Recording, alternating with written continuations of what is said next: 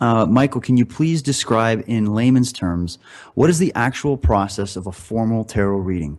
What is the dynamics between the reader, the person getting the reading, and the cards themselves? What is involved in a tarot reading? Well, this is what we go into on the Mystery School in great detail. You can either do it in a very loose way, for fun, which is a great way to start. You can do it in a much more reverent way in which you kind of start doing readings for yourself. Or you can, dive in there and say, I really want to end up doing this professionally as a form of therapy, and think in terms of seeing clients. We have some people in the Mystery School that want to do that. So there's all sorts of different ways. And in my system, I don't really focus that much on the Celtic cross spread and some of the other spreads that, I don't think they have a lot of, again, it's a personal choice, but I try to make, we were talking about numbers, right? And about how these numbers crop up importantly throughout these divination arts. And that's what I try to do. I try to stick with that format, so that the spreads already have a kind of sacred something in them. You know what I mean? Like the Trinity spread or the Quaternity spread. We have a relationship spread of 9 cards, and then the Zodiac, and then also a Kabbalistic, and I use 11 zones on the Kabbalistic spread that we use in the Mystery School, again, because of the sacredness of that number. Because once you keep to this, once you keep using the numbers that are inherent within these arts, then it just means that the answers are clearer, and you can trust them more. So on one level, like you mentioned just before the break there, it's about sitting with them. Instead of doing any predictive stuff, these things can be used for so much more than that. They're not partly, but one of the biggest things that they're for is to open dialogue with the inner zodiac, or in more layman's terms, to start massaging the right side of the brain, in which there's a kind of thinking that we're no longer using, and I'll be alluding to this through the whole series about this kind of thinking, this archetypal thinking, which is now, falling by the wayside. This kind of Heilig, theosophical mode of thinking is under attack in our modern world. So the tarot is definitely about psychic hygiene.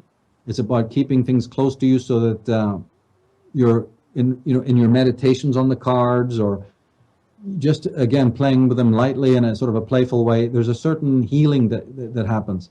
Then you take it to the next step, as it becomes more serious, when it becomes more mantic, when you are now looking for to use them to enlighten yourself, to move into this Heilig state of consciousness, as opposed to, say, the more hedonic.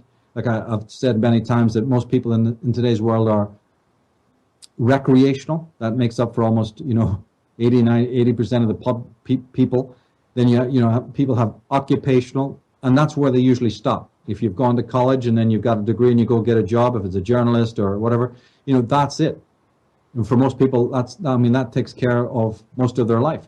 And when they're not doing their occupation, they're recreating. They're playing basketball or doing something on that. Again, these are hedonic. This is all people of the hedonic level who never stop and ask. In other words, they don't look into that mirror of the self. They don't question themselves philosophically or what's going on or any of that. And so that's okay. But for those few people who do start asking those questions, now there's a lot of traps. Because, as I said, now you can get lost in some sort of Eastern mysticism and philosophy and all this other, there's a lot of ways to get lost in cults and sects and spurious religions and guru worship and all. So the man and the woman who open up to these higher subjects is now very, very vulnerable. It's almost like you can understand why they made the Fool the first card, because, my God, you really are at a precipice, ready to be swallowed, But I can advise those people that this Western magical tradition that involves the tarot and astrology and Kabbalah numerology, you're on safe ground, as long as you are a person of integrity. Now, if you bring other things to it, well, that's a whole other story, But in practical purposes, there is this level where various, in my system, we do various charts. We can even do various spreads. anyone who knows my time gnosis system knows that I'm not into prediction in that conventional sense, like some sort of crystal ball gazing, and in which you're telling people, oh, is this guy the right guy for me? Is this girl the right girl for me? And you have this idea, on the street, people have this idea that, a clairvoyant sort of looks into the future and then says, yes, he's the right, this kind of thing, like it's sort of prediction, how things are going to come out or whatever. And of course, my work is to show that this is utterly spurious. It's as spurious as this idea of the rocks floating in space affect consciousness, which most astrologers believe. This is all nonsense. And also this concept of prediction. As a matter of fact, as anyone who studied my time gnosis system will see, even if they've only glanced at the website and seen some of the facts we have there, they'll know that my entire system is based in the timing that a thing occurs. Now this helps shift the dial, shift the center of gravity from this concept of woo-woo, sort of looking into the future and peering as if there's some clairvoyance involved in this. I don't believe that that's legitimate. But that doesn't mean that the divination arts now can be thrown into the dumpster, as all these materialist atheists would just love to do, right? These skeptics. No. As a matter of fact, my system reinstates these subjects, but in a way that corresponds to the latest discoveries of the quantum scientists and what have you, that actually links it deeply to the more coherent understandings of how the universe works. And to make it short, like we do on the Time Gnosis website, the whole concept is that in the timing when a thing happens to you, like you meet this person, right? The phone rings with this opportunity. Oh, you saw this job application in the newspaper.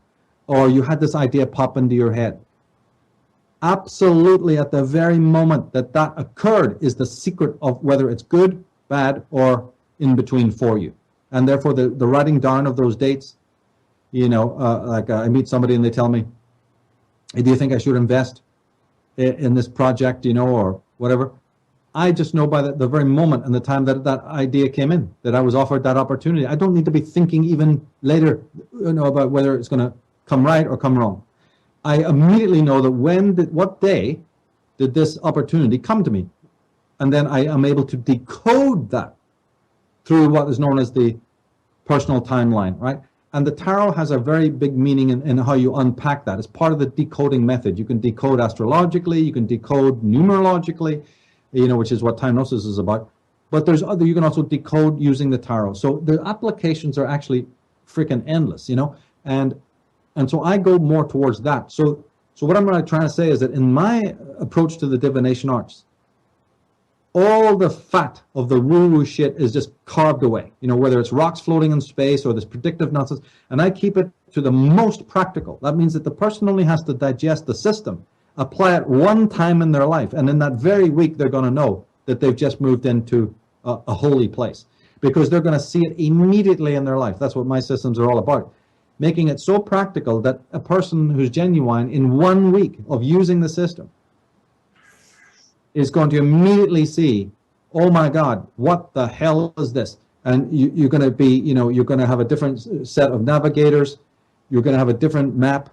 You're going to have a different confidence on the oceans of life because of these systems. Now, believe me, it took a long time to get to this system. A lot of stuff had to be carved away, a lot of nonsense. I'm making it kind of brief, but this was, over 20, 30-year period. You and I talked about a bit of that journey on the last interview, but now it's done. It's pristine, and I didn't want to, in the Path of the Fool book, I just put the meanings of the cards. There's no symbolism in that because I knew I was going to do this series, free series, where I'll deal with the symbolism in a separate project. It's no good to, smear them together. It's too, the beautiful practical meanings of the cards need to be kept pristine. That's a book of its own. I didn't bung in all of the esoteric, abstract stuff that we're doing in the Path of the Fool because I wanted to do that in a video form, and Chris agreed, rather than to do that in book form. So people were a bit confused and say, oh yeah, what are you doing? But I know what I'm doing. I know I've studied this for years, and the best way to get the modern mind into the subject is to make them as practical as possible so that they can immediately see the benefit.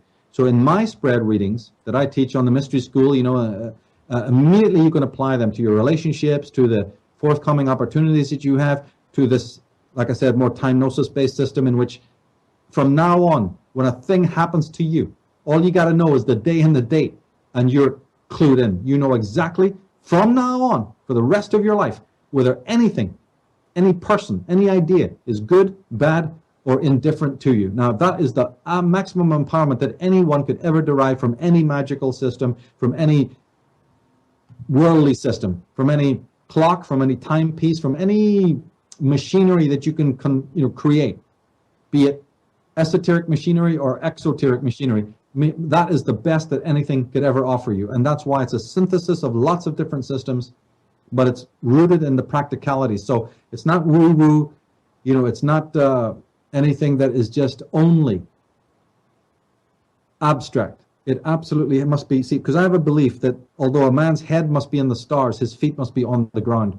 You have to have the practical as well as the divine. Otherwise, it doesn't work. The four worlds of the Kabbalist, the four objects that the magician has on his table. One of them is the pentacle. One of them is the disc. That's the earth plane. And by the way, just in case people are confused, Aleister Crowley's deck calls those the discs. And he's better to call it that because the word pentacle is wrong. It's erroneous. The word, and sometimes you even see, and they make this mistake on the Rider-Waite deck where they actually show you 5-pointed stars on the pentacles. Now, this is completely erroneous. The word pentacle is a misattribution. The actual word for that suit was pantacle, P-A-N-T-L. Right? So, and pantacle simply meant a plate or a disc or something flat. It had nothing to do with the word pentacle at all. So this is a mistake in the tarot, okay? So the discs, or the pantacle, a pantacle meant a plate, a flat disc, and it represented the earth plane. It represented the stone of Fal in the Celtic tradition. As I said, in the pre-Celtic Ireland, they had the 4 treasures, which represented the 4 suits of the tarot. The wand of Lu, the sword of Nada, the cauldron of the Dagda, the god called the Dagda in pre-Celtic mythology, and then this stone of Fal that belonged to Manannán mac Lir, an important deity. In fact, the Isle of Man in Britain is named after that god. So these were the 4 treasures of Ireland. And just to emphasize the point, there's a lot of little, inconsistencies and errors. Sometimes I make them myself in the series, and when I do that, I write below in the area below in the YouTube, in the comment section, I'll correct myself if I make a little fluff, on something, which I've done a couple of times. I'll make sure that that's corrected. But people then are welcome to, write to me and email and ask deeper questions if they wish to, and I can put them on to sources, And I encourage people absolutely on whatever level, whether it's a simplistic level of just messing with the cards and looking at them and taking them out and browsing them and seeing these little connections and asking questions about the cards, why is this guy walking away from these cups, and why is this other, why is this guy hanging upside down from a tree, and all this kind of thing. Just ask simple questions without necessarily wanting the answers, because these things are awakening that archive of knowledge that I spoke about, that I refer to as the inner oracle or the inner zodiac. Working with the tarot is better than working with astrology, better than working even with numerology, because it incorporates images, and images is the right brain and the deeper ancestral brain. And that's the stuff that our Western Faustian hyper-rational kind of thinking and institutions of thought do not want you working with, okay? They do not want you we've spoken so many times about how much this ancient symbolism, there it is again at the end of the Lord's Prayer, Amen. What is an Egyptian word? Some people think it has to do with Amen Ra. It actually doesn't. It's a word for the moon, actually. Men, M-E-N, is the ancient word for the moon. The Phrygian, god of the moon, and there was called Men. And that's where you get the Greek Endymion, right? The god of the moon, Endymion. There's that at the end of the word of the gods. Endymion is the Amion. And it's said at the end of prayers in Christianity, not because it's so much of a solar appellation, but because it relates to the inner light of God. So you say Amen because it's the lunar light. And as I explained, people miss this so many times when they think of the light of the moon and the light of the sun. Simply that goddess light. There's nothing evil or mysterious about it. The lunar light is the internal cold light of the mind, of the soul. So when you say Amen at the end of the prayer, it's not the solar light, it's the inner light, because it's within, right, that this process of enlightenment takes place. God speaks within you. You are the temple of God. So this feminine light just simply represented that. It represented the light of cognition, the light of the internal landscape.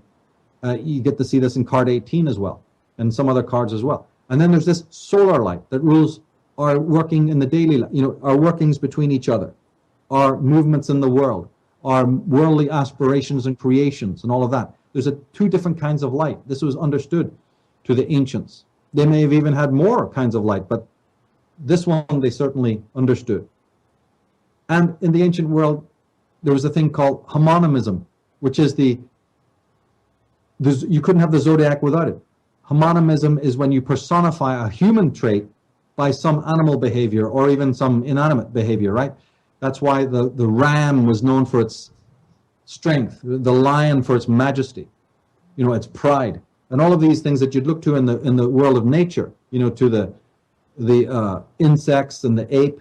I had a discussion with somebody about the symbolism of why Thoth was also, the god Thoth was also personified as an ape, and the leopard, and then the praying mantis, and all of these animals that were from ancient times observed by the human race, then became personifications. And that's what the zodiac was, that all of these different traits, like I said in the priestess, the trait of being able to keep your own self private, to be discreet, to be surreptitious, to be clandestine, to be circumspect. These are human traits, but then we could pick animals, you see, that may have represented that. Night animals and so on, or secretive little animals that, you don't first notice.